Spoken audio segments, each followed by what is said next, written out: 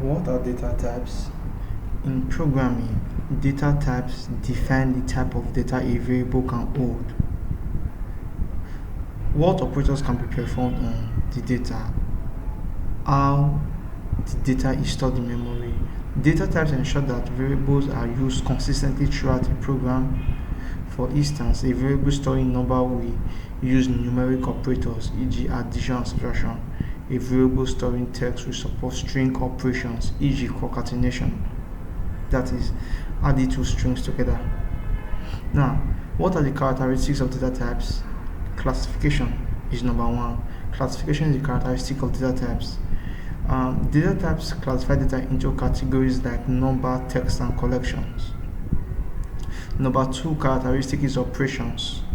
Different types support specific operations, e.g. arithmetic for numbers and slicing for strings. We will come to that later. Number three, memory use. Data types affect how memory is allocated for variables. Example of that, we'll come talking about that when it comes to list. Data types are important because one, it prevents error. Data types can help catch errors early, like trying to add a number and a string. Number two,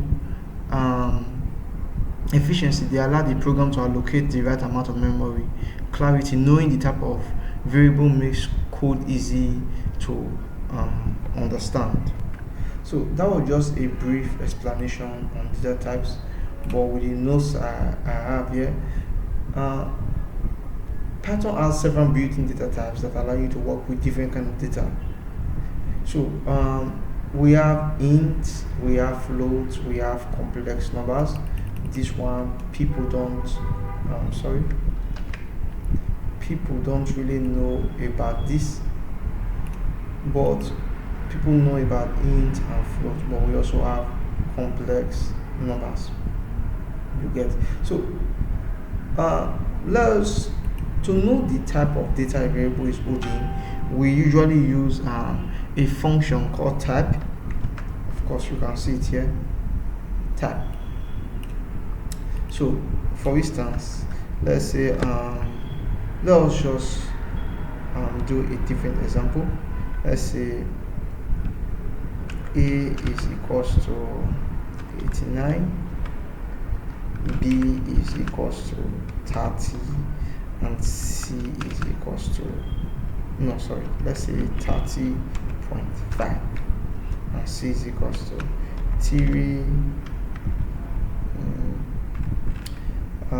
3 plus 5 or 8.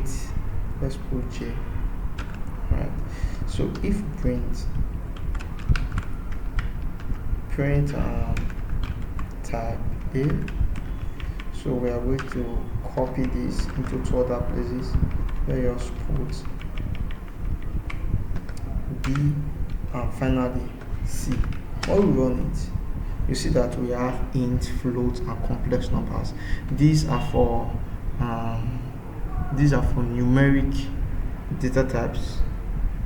You get. So let us proceed further and go into other type of data types. Alright, so I'll be able to do this basic example just to show you that we use the type function to check for data types. Now we have basic types in Python. We have done the numeric type.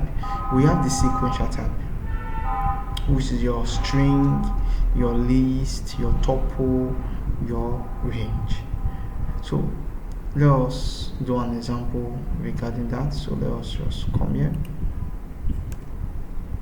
Right. So we have, let's say, x is equals to, I'll start with list. This is an example of a list. 3. Alright. So if we print, or let's say, just see this is it. Okay, because of the new people, I'll say type x. Once we do this, we see that we are getting a list. So the next one is okay, let us go for string. For string, let's say y is equals to, let's say, prime. And when we do print type y, we get a string. Let us go for sets. I'll say z is equals to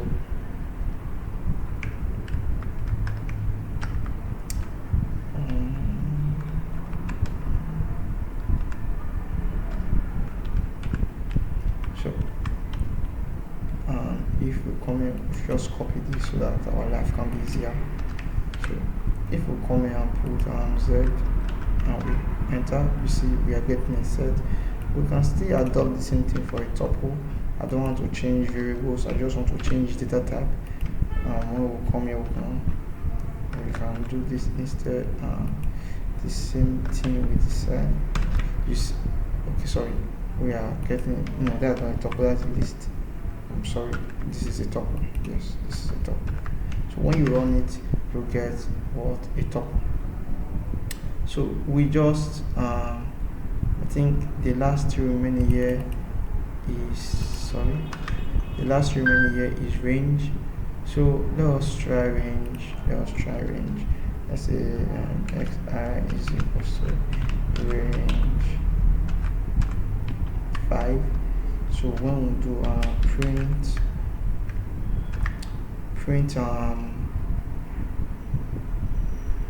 tab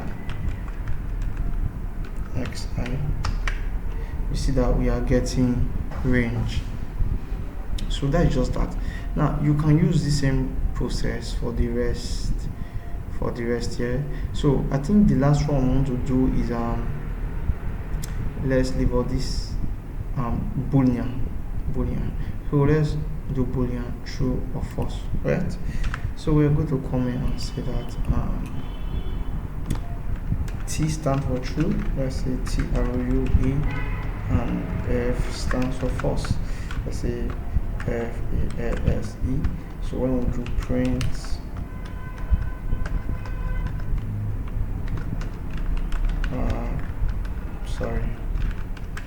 print T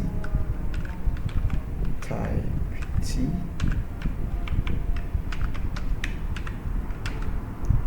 and you see that we are getting boolean. They are both booleans. So this is a example of data types. So this is a summary table. We have int instead of integer numbers, your 10 minus 5 0.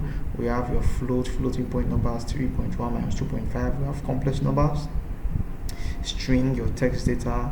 We have your ordered mutable collection, which is your list. We have your ordered mutable collection, which is your tuple. We have sequence of numbers. We have unordered unified collection, immutable set, key value pairs, boolean values, immutable binary data. We have immutable binary.